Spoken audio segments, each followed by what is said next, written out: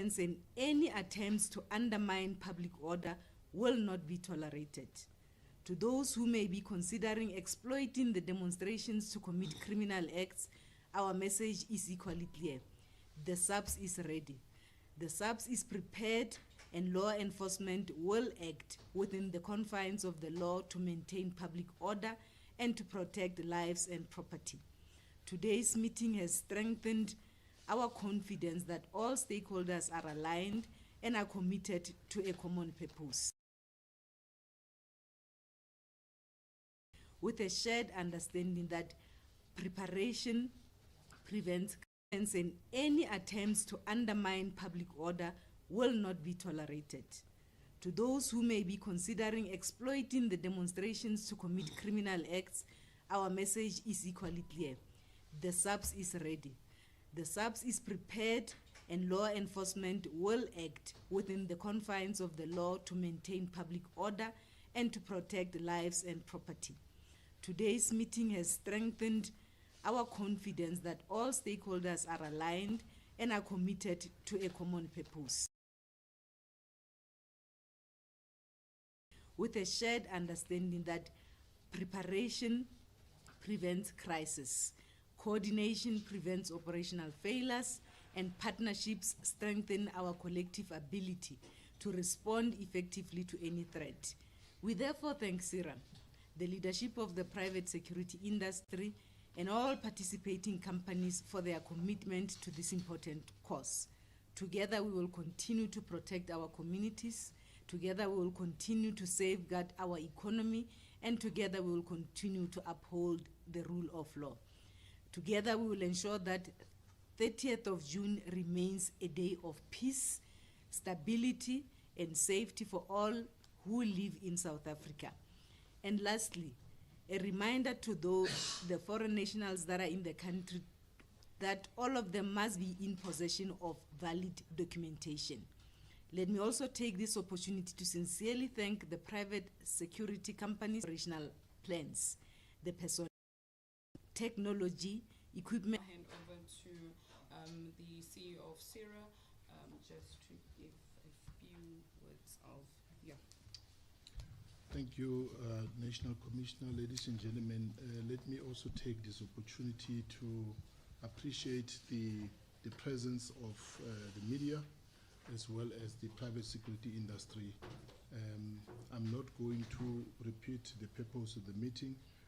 Mine is to assure you that after the meeting with the private security industry and the stakeholders, SAPS and everyone who's here, Business Against Crime, we are quite confident that the industry is prepared to become a force multiplier. We have learned from what had happened in 2021. We have now identified proactively. In the past, we have said that if we had the benefit of hindsight, now we have the benefit of planning. A lot of planning has been done.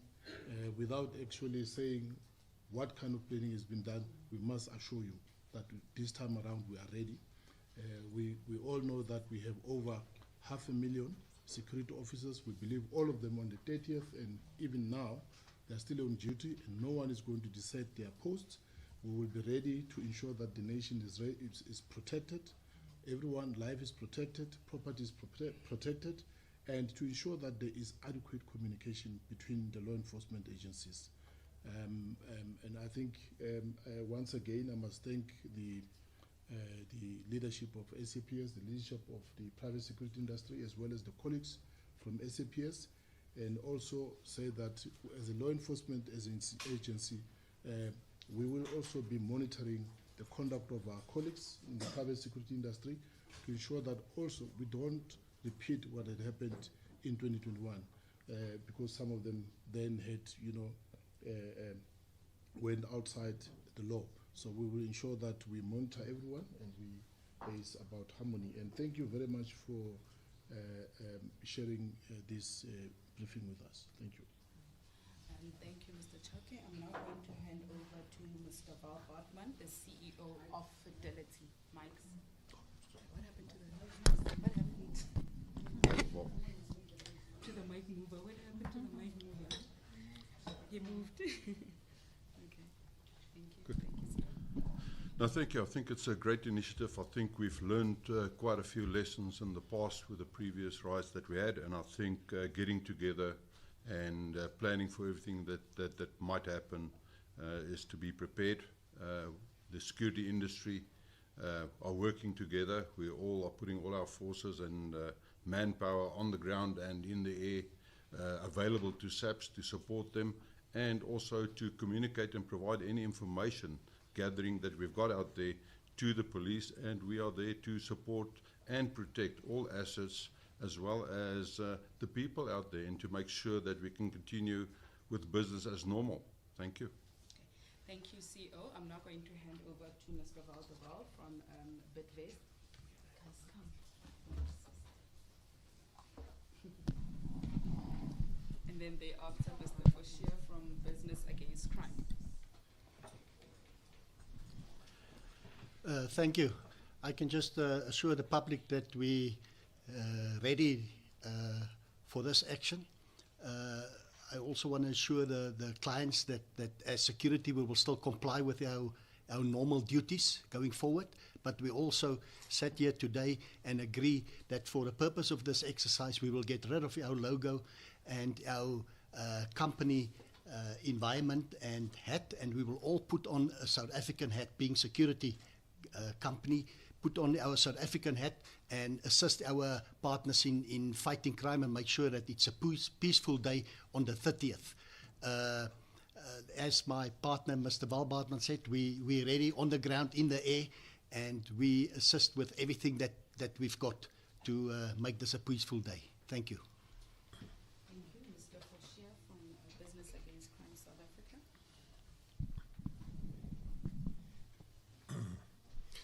Yeah, thank you very much. I want to start by just thanking the police and the private security industry for the massive contribution. 2021 did give us quite a few lessons to learn. I can assure that I'm very good prepared to the ground level, and the same with the private security industry. This is not our first test run that we had after 2021. And we've learned a lot, and I think we are ready. There are more than 500 private security companies that are part of the Eyes and Ears initiative, the E2 Plus initiative, of which at least 300 of them have committed to assist during this time. Thank you very much. Thank you, Mr. Foshia. Colleagues, we'll take 2 rounds of questions in the interest of time, because our principals need to rush to their next engagements. So we can take the first round if there's any. Calvin? Calvin, SABC, let's go. Thank you very much. Good morning, Commissioner, and good morning to SIRA members and to all of you. My name is Calvin. I work for SABC News. Sorry, I have 2 questions. Maybe if we can get a clarity, who invited who in this collaboration? And maybe who decided to invite the other partner to partner in this working relationship of yours? And also, how long is this working relationship going to take? And also to the acting commissioner, we get that there are officers who have been called in to come and assist, even those who are on leave. Maybe if we can also give a clarity on that. Or maybe let me pack it and allow other colleagues to. Okay, one other question. Thank you. Okay, Zinyego? Just to the Commissioner first, Zinyego Mhlaba from News from Africa. Acting Commissioner, what's the worst that can happen in terms of how prepared are you for the worst that can happen? But from the work you've done on the ground to gather information, would you say the manpower on the ground, now that you've got partnership with the private sector, we've got sufficient numbers to handle the worst case scenario? And the worst case scenario being that 2021 unrest. Do you think right now we can handle such scenario? But secondly, there have been criticism, especially from the groups which have been marching, saying that there's so much work that has been put in place by the state to protect property, to also condemn or to prepare for any violence that might be caused by the people who would be marching or who would be using that opportunity personal criminal gains. They are saying that you have not, or the state has not put sufficient or equal resources to ensuring that the people who are in the country illegally get deported. People, the resources, specifically that amount, that 600 million amount of money, saying that that money can be used actually to even secure the borders. So where I'm getting at is that they are saying the state is prioritizing being a watchful dog against a potential something that will happen, but nothing much has been put in terms of equal resources towards deporting people, towards that there are sufficient people on the ground to ensure that people do comply with the country's laws. All right, let's leave it there, and let's then give the Commissioner and other stakeholders an opportunity to respond. Thank you very much. I'll start with the SABC. Our partnership with private security and other law enforcement agencies is a standing partnership. We do have an agreement in place. We work together continuously. We have not met because there is a crisis. We continue to meet, and we will continue beyond this particular activity that is planned for the 30th. So we do have agreements and MOUs in place that we have concluded, and the global stakeholder that continuously partner in terms of the issue of look, we have an agreement with labor as SAPS that we have concluded when it comes to us dealing with major events. It could be unrest, it could be any other events of important nature, and any other major policing situation. That agreement allows us to fully deploy, and that agreement allows us to then perhaps recall those that may have been in rest days.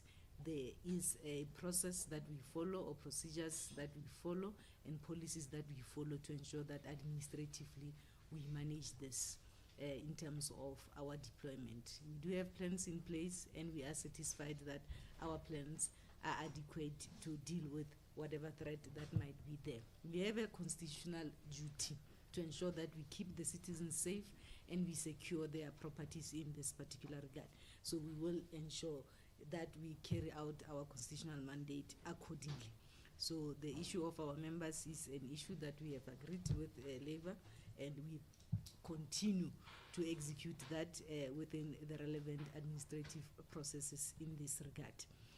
In terms of who called who, I think I have touched on that. This is a continuous engagement, and we appreciate that as SAPS, when we then invited private security to say, let us continue to engage and on our efforts, not only on the 30th, in line with our MOU, they were available to come and listen to us, and we appreciate that collaboration.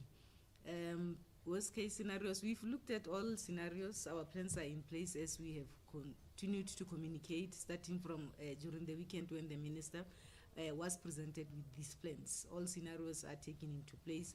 What we can assure South Africans is that our plans are adequate and are in place to deal with any scenario that might be there. There is a gathering of information. We are satisfied in terms of the work that we have done up to so far. Thank you. Perhaps on the issue of the resources that are being put in place to deal with these particular issues. Colleagues, it must be understood that we continue to execute our constitution. Acts of criminality, all acts of lawlessness. Since January, we have issued on the ground hard at work as the police as well as other law enforcement agencies, ensuring that we enforce all the laws, including immigration laws. To this end, since January, we have arrested over 40,000 illegal immigrants.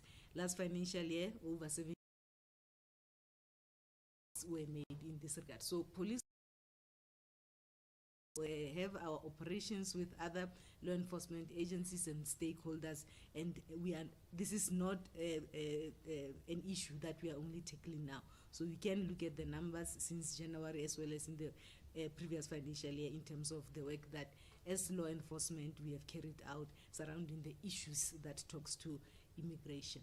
Thank you. Thank you, General. Do we have any other stakeholders responding, or are we good? Do we have any other questions? Last round.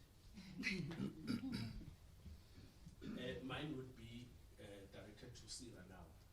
What criteria did you use to select the companies, security companies that will work with SAPS? The reason why I'm asking is because as a former security official, I know that there are security companies that can be regarded as fly-by-nights who do not have proper resources, who runs companies through backdoors. So what criteria did you use to select the companies that will work on such a huge task on the 3rd year? Are they prepared? Do they have resources? Thank you. Okay, thank you. Calvin Zinyako. One last question is for both the acting commissioner and any member of the private security. We know usually that protests do turn violent in some cases. So my question would be, what measures have been put in place by management in terms of how the officers on the ground should handle violent protests? I'm talking about, or when things get violent, I'm talking about the issues of using, of force, using live ammunition, using rubber bullets. Have those things been discussed, and how much planning or training or awareness has been established to respond in those scenarios, or to react to those scenarios? Now we. I think my first question will go to the private security cluster. In terms of that manpower, the 1 million members, where exactly are those hotspots you found where you will be deploying members? Is that KZN, is that Gauteng? Maybe just some specifics regarding that. And then will you be working specifically to protect private property, homes, or will that go, I suppose, beyond your regular jurisdiction? Also then to the police commissioner, you spoke about asking foreign nationals producing their documents.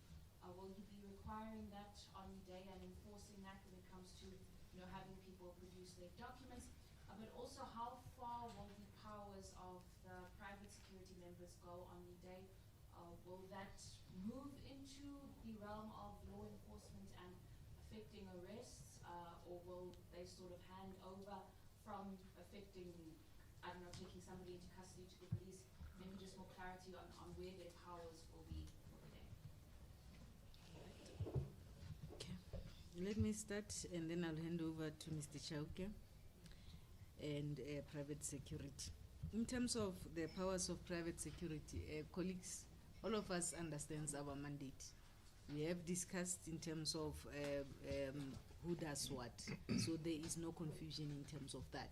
So on that day, everyone will be executing their roles within their mandate. There is an issue on hotspots. They will touch on that particular issue. The others are for PSIRA. Yeah, I've touched on the powers of private security. Whether we will be checking the illegal immigrants, colleagues, look, this is a normal work that we do during our operations. You all know that we have Operation Chanela every week. We enforce illegal or immigration laws. We enforce all the laws that are relating to this. So this is not a new issue. We are not going to be doing something new. This is our normal work. So we continuously working together with the relevant departments, such as Department of Home Affairs and all other relevant stakeholders. We enforce and we ensure that there are inspections and so forth. You all note that there has been a whole of government approach that has been communicated. The president addressed us recently in terms of what government is doing and who is doing what. So we continue to do this work. We continue to enforce the law on a daily basis, in particular enforcing Immigration Act in this particular regard. Mr. Chair. Also, maybe just emphasize that the work of engaging the private security industry does not start today with us. We engage them at all times. We have provincial joints with them. We have provincial compliance, I would call them a summit that we have with them at all times. where we work with all stakeholders who are compliant and who are within the law and who are up to date with everything else that has to do with compliance. So the criteria to select, and I will hand over to Mr. Foucher to just tell you from an E2 point of view, campaign, what criteria has been used, but I know that the companies have to have national footprint at least. I know that they have to have a certain level of equipment and devices that can assist, and of course volunteer those, and have to have vetted security officers. They have to have letters of compliance from ourselves and from all other statutory bodies that they need to comply with. And we will also give you other requirements, I think, that we'll give. But in terms of the magnitude and the readiness, we are confident, as we've said, without sharing air and on ground CCTVs and all other devices that you know, we are confident that the industry is ready. And you know that the industry does have these equipments, have heavily invested in them, and they are volunteering those to the nation so that they can be safe. Thank you. Mr. Foucher.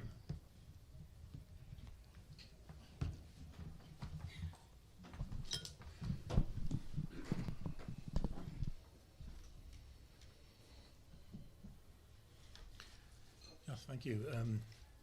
To be able to become a member of the Eyes and Ears initiative, that's E2 plus that we have, you must be SAPS registered. You must have a letter of good standing from SAPS. SAPS is the regulator, not us, so we get the lead from them. And then the senior officials in a company is vetted by the police to make sure that we don't allow criminals into the secure network. And they must have a registered company. The company must be properly registered. And that is the rules that we have. Of course, we have and will keep on disqualifying companies if they break the law, and that includes firearms, serious offences, all of that, and we've done it in the past and we will keep on doing that. So, and we rely quite a bit on them to support in cases like this. I mean, not all of the companies have the the equipment and ability to support at the same level as your big national companies, but they do support the Eyes and Ears and the police. And of course we have steering committees that work with the police to make sure that we stay in the lawful realm of the law and we don't break that. Thank you, Mr. Foucher. I'm not going to hand over to the CEO of Fidelity. No, thank you. I think on the on the question that was raised, do we look after only, who do we look after and where would we respond to? I think yes, we have an obligation to our customer, which is a written obligation that we need to look after, but I think as an industry we all protect public property and people. I think it's been said earlier that this initiative is not about only the companies but about our people in South Africa and looking at the future, what do we do and how do we work with the police and support them wherever they need us through all our different structures, networks that we've got, as well as the infrastructure that is available to all of us to work together, and also to deploy trained people with the right equipment and to make sure we stay within the ambit of the law. Thank you. Thank you, CEO. General Mamuteti, the Divisional Commissioner for Visible Policing and Operations. Thank you very much. I just want to talk to the issues about on the public violence, policing of public violence by the police, just to assure the community that we have members that have been trained from public order policing. They are equipped with the relevant equipment to ensure that they comply with the regulations and also in relation to the Constitution. But over and above, we also have the national instructions that are guiding them and the SOPs that are guided every day. We don't want to see the repeat of Marikana, and we are ensuring by all means that they comply with the regulations. Thank you, Lieutenant General Mamuteti. I think, colleagues, we've reached the end of the briefing. Thank you to our principals, and thank you to members of the media for the support. Thank you so much. Thank you. Okay. I will make a change probably in 2 weeks from now. Yeah, I'm just going to look and see. Yeah, no, Thank you very much. Good to okay. But thank you for coming. No, thank you. And when I come again, I think last time I was at 9.